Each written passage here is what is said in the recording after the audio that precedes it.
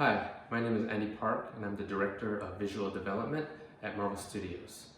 Me and a group of artists, we have the fun job of designing the characters that you see in the Marvel Cinematic Universe. We thought it would be a fun opportunity to give you a little bit behind the scenes glimpse into how we sketch, how we design a character, these heroes and villains. And in this case, I'm going to be drawing someone that's very near and dear to my heart, Natasha Romanoff, aka Black Widow. So check out this video. Hopefully afterwards you'll get a little bit something out of it. We're gonna make this drawing that I do available for download. So feel free to color it, to draw over it, to trace it. The whole point is to learn and to have fun. So with that said, let's get drawing. Okay, let's get started. Normally for my work, I use Photoshop, Adobe Photoshop, and I work digitally because in my job as a concept artist, I'm always making changes to my drawings, to my designs based on the directors or the producers or sometimes the actors. So I need to be able to make changes very easily. So drawing digitally is just the easiest way to make changes. You can draw traditionally using paper and a pen and paper, but it's always harder to you have to erase all the time or do a new drawing.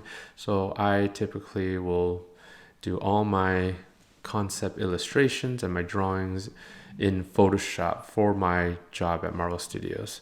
So as you can see, this is the Photoshop layout. I'll usually start off, about 8.5 or by 11 pretty much, or 8 by 11 inches, 300 DPI. And I'll start sketching just using, a circle brush that's squashed. You can see in the lower right corner, and about 25% gray.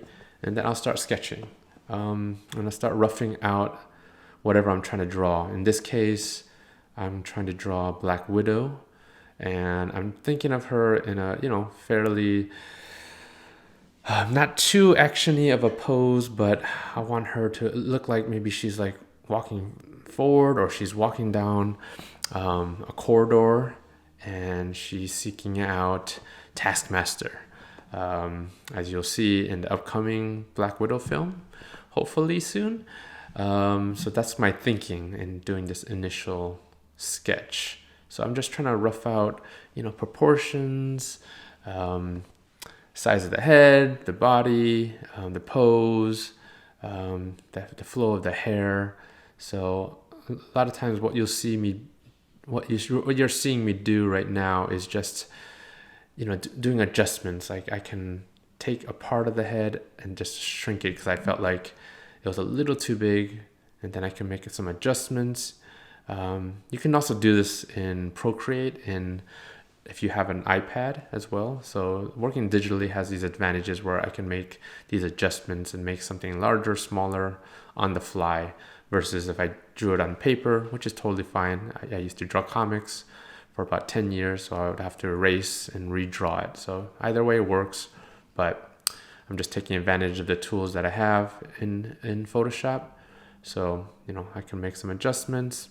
I felt like the belt was a little too high, and I added a little bit of curvature. So what you're seeing is me just constantly making adjustments to the original sketch that I did. I feel like I have a good base to work off of. Now I'm just trying to refine, size of the foot, the details going up and down throughout the figure to figure out. And then I can zoom in and start doing, I don't want to go detail at this point. I'm still trying to just get the overall feel. I'm not thinking about lines. I'm thinking more about just the overall drawing, So I moved her head a little bit forward because I felt like that would make it a little bit more interesting than just, straight up and down. So going a little bit forward on the body makes her a little bit more ready for whatever's coming around the corner.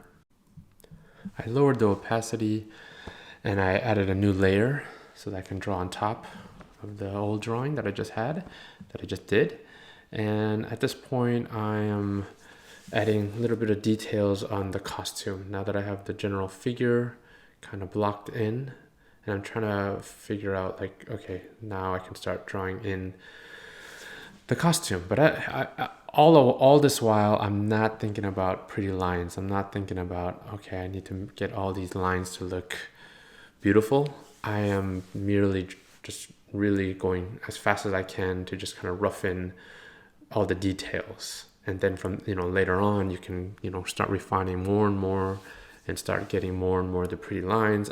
I'm not necessarily going to be doing that in this tutorial because it's not about that. It's more about just my thinking when it comes to drawing, how I go about going from a blank page, start laying in details and figuring out the gesture, the character, the pose, the costume, and all that kind of stuff.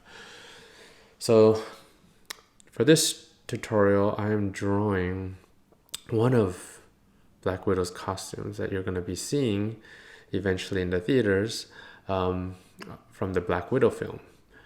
So this is one of her costumes because she has a couple, and it's always fun to draw because this is a character that I had the honor of designing ever since Avengers, way back in when I was working on it. It was 2010. The film came out in 2012, but I designed all of Natasha Romanoff's costumes and all her film appearances since the Avengers, and it's really been a pleasure because it's this character, played by Scarlett Johansson. It's just really interesting. It's always a character that I've always I think the audience and myself included always wanted to know more about. We get hints of her past. We get hints. She talks about the Red Ledger, and just there's so many things, and the way that Scarlett Johansson portrays her is just it's always been such an interesting character. And of course, if you've seen Infinity War and Endgame, you see kind of the culmination of her journey and such a heroic gesture that she made. I don't want to spell it out for those 10 people who have on this earth who haven't watched Endgame, but because it would be spoilers. But for those of you who have watched it, know what a heroic act she made in that film, and she is the ultimate hero.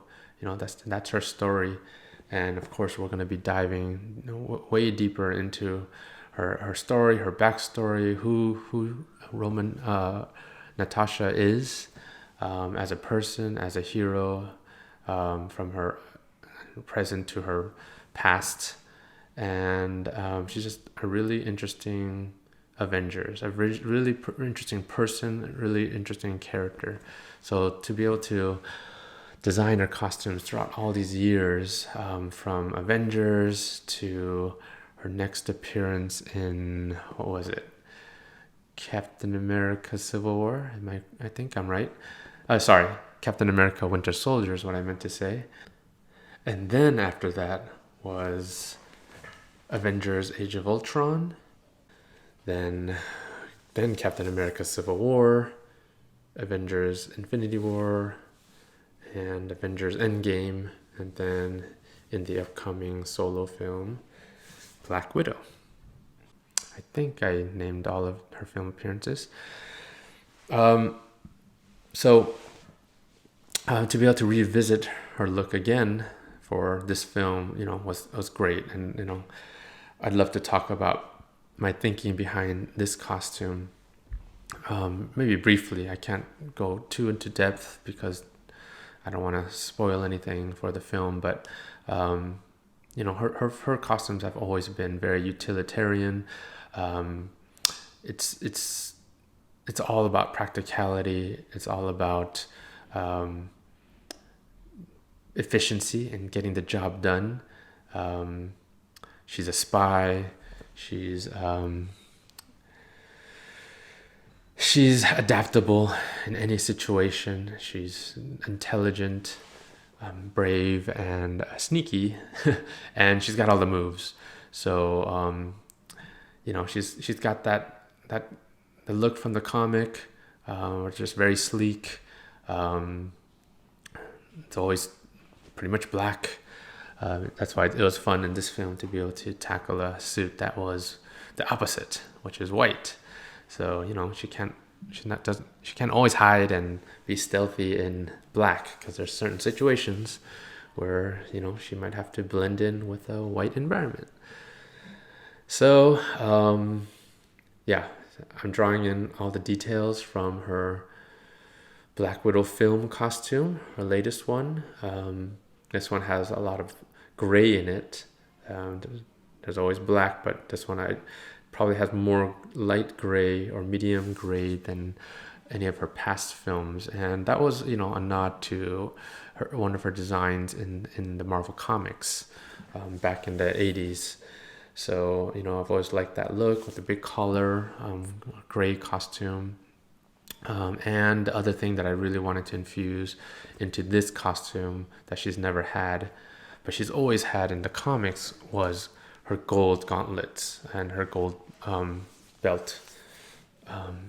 So those are two things that I was really happy that the director and the producers were totally happy to allow her to have gold. Because maybe in the past, gold was just a little bit too why gold? This is not very stealthy. It kind of stands out, but I think we found a good happy medium in doing gold, but it's not bling gold, jewelry gold. It's more weathered. It's more toned down. So it looks pretty awesome in the film. So I was really happy with the way it came out. So yeah, I'm drawing all the elements from the guns to the hands. The guns in the hands, as you notice, I drew last because the guns, hands are always challenging, and I want to get them right.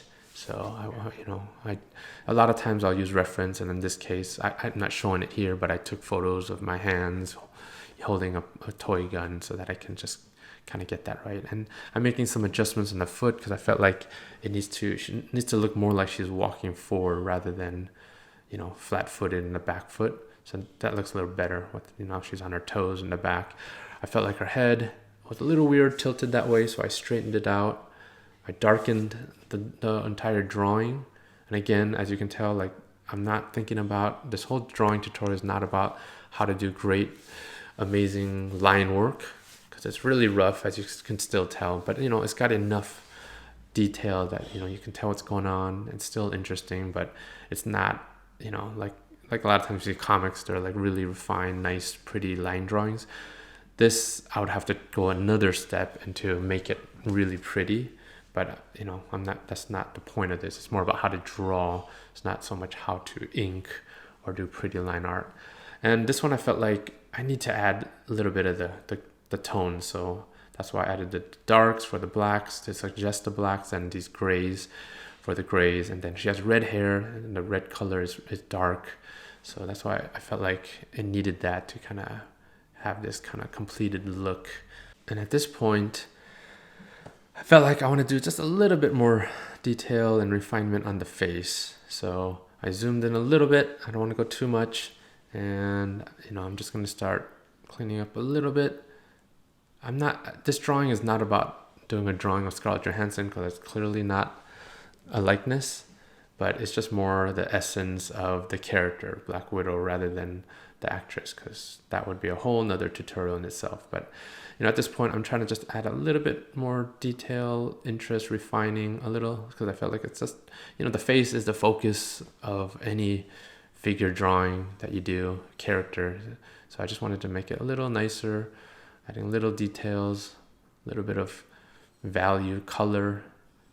I think that adds a lot, and refining, just so that, when you see the drawing, the rest of it can be really rough. And the face is still going to stay rough, but adding a little bit more detail, I think, just adds so much more. So when you're doing your drawings, just keep that in mind. People, we all tend to look at the face whenever we look at a drawing, if it's of a character. So you definitely want the head and the face to really be strong.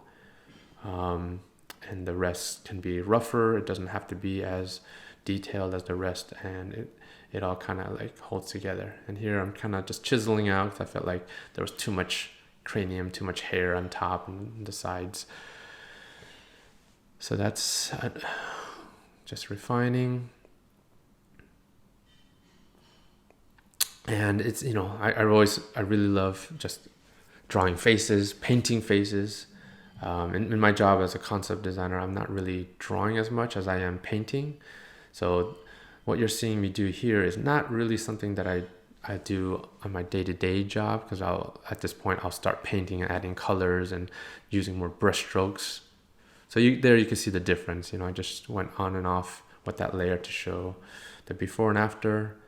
And so at this point I feel pretty good. I feel pretty good about this drawing. I think it's, again, like I could spend another hour refining this even more, adding textures and all that stuff, but this is just to get an overall drawing.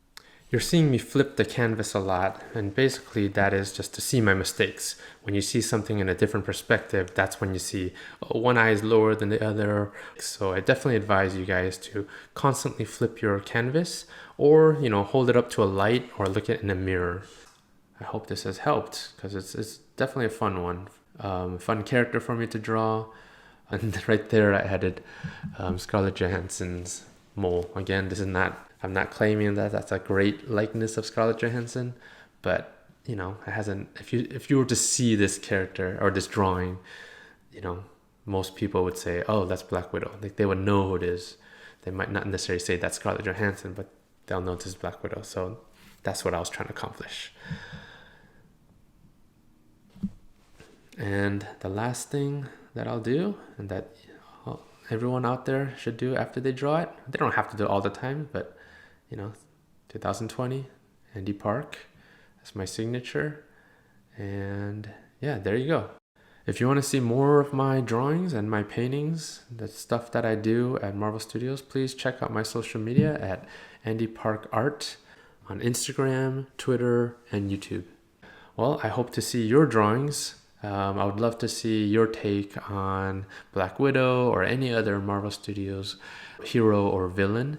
And please tag me, because I'd love to check it out. I'll try to make whatever comments or critique that I can. But keep drawing out there, stay safe, and I hope to see all your awesome drawings very, very soon. Take care.